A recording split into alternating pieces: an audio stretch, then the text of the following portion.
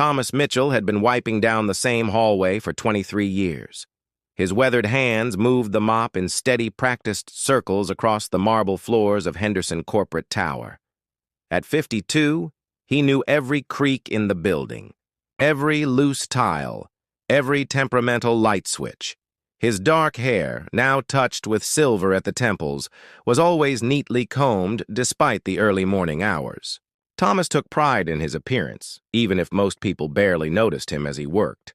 The navy blue uniform with American service embroidered on the chest had become like a second skin. Tonight was different, though. The executive conference room on the 20th floor had a problem. "Thomas, we need you upstairs," his supervisor's voice crackled through the radio.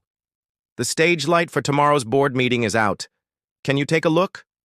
Thomas gathered his tools and made his way to the elevator. He'd never been in the executive conference room during business hours, only after everyone had gone home.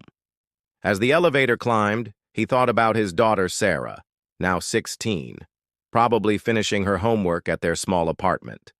She had his same determined spirit, the same quiet strength that had carried them both through the years since her mother passed. The conference room was magnificent. Floor-to-ceiling windows overlooked the city lights, and a polished oak table stretched, nearly the length of the room. At the far end stood a small presentation stage with sophisticated lighting equipment. Thomas examined the broken fixture. It wasn't just a burned-out bulb. The entire lighting system needed rewiring, a job that would take hours.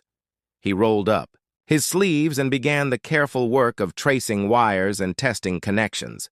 As he worked, the door opened quietly behind him. He turned to see a woman in an elegant navy blue business suit, her dark hair pulled back in a sophisticated style.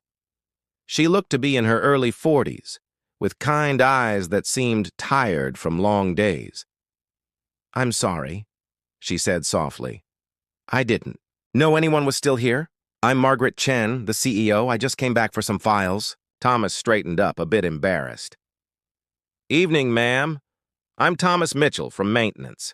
Just fixing this light for your meeting tomorrow." Margaret stepped closer, genuine curiosity in her voice. "How long will it take? I don't want to keep you from your family." Something in her tone caught Thomas off guard. Most executives barely acknowledged his existence. "My daughter's used to me working late," he said simply. "This old system needs some patience, but it'll be good as..." New by morning, Margaret sat down in one of the conference chairs, making no move to leave. "Your daughter, how old is she?" 16. "Sarah. She's everything to me." Thomas's voice grew soft. "Smart as a whip. Wants to be an engineer someday." "That's wonderful." Margaret's expression grew thoughtful. "It must be challenging, raising her on your own." Thomas paused in his work. There was something in this woman's voice, a understanding that went deeper than polite conversation. "We manage," he said. "Sarah keeps me grounded. Reminds me what's important." As Thomas continued working, Margaret began to talk. About pressure, about loneliness at the top, about making decisions that affected hundreds of employees while feeling increasingly disconnected from the very people who made the company run. "I built this company from nothing," she said quietly. "Worked 18-hour days, missed family gatherings, lost touch with old friends. I told myself it was worth it, that success would bring fulfillment." She paused.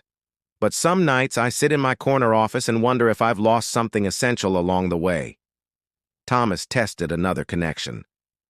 "My late wife used to say that success isn't about how high you climb, but how many people you lift up with you." The words hung in the air between them. Margaret looked at this gentle man, who spoke such wisdom while quietly fixing the things that kept her world running. "Tell me about Sarah," she said. Thomas's face brightened immediately. "She's got this way of seeing solutions where others see problems, just like her mother. Sarah volunteers at the community center, tutoring younger kids in math. Says everyone deserves a chance to shine." As he spoke, Thomas's careful hands brought the lighting system back to life. But something extraordinary happened. Instead of just the main spotlight working, the entire array came alive in a warm golden glow that transformed the austere conference room into something almost magical. "Oh my," Margaret whispered, standing up. "It's beautiful." Thomas looked around in surprise. "I think I accidentally connected the display circuits. Let me turn them back." "No," Margaret said quickly. "Leave it exactly as it is." She walked to the center of the room, looking up at the gentle light that seemed to embrace everything it touched. In that moment, Thomas saw not a powerful CEO, but a woman who had forgotten what it felt like to be truly seen, truly valued for who she was, rather than what she controlled. "Thomas," she said, her voice thick with emotion, "how much do you make here?" "Ma'am, I don't think—" "Please." "How much?" Thomas named his modest salary, embarrassed. Margaret was quiet for a long moment. Then she turned to face him, and Thomas was surprised to see tears in her eyes. 23 years, she said. 23 years you've been keeping this place running, raising your daughter, being the kind of person who lights up a room just by being in it. And we've been paying you. She shook her head. The next morning's board meeting would be unlike any other in the company's history. Margaret would announce a new initiative. Every employee would receive recognition not just for their titles, but for their contributions to the company's heart and soul. The maintenance staff, the security guards, the cafeteria workers, everyone who kept the company family together would be valued as the essential people they were. Thomas's salary would triple, and Sarah would receive a full scholarship to study engineering at the university of her choice. But more than that, Margaret had found something she'd lost years ago. The understanding that true leadership means seeing the light in others and helping it shine. The broken stage light had been fixed in a matter of hours.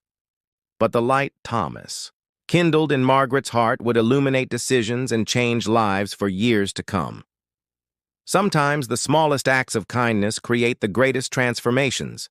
And sometimes when we're busy looking up at success, we forget to notice the gentle souls who keep our foundations strong, the ones who, with patient hands and generous hearts, fix the things we didn't even know were broken. In a world that often moves too fast, remember, every person you meet is carrying something heavy. The greatest gift we can offer is simply to see them, truly see them, and acknowledge the light they bring to the world.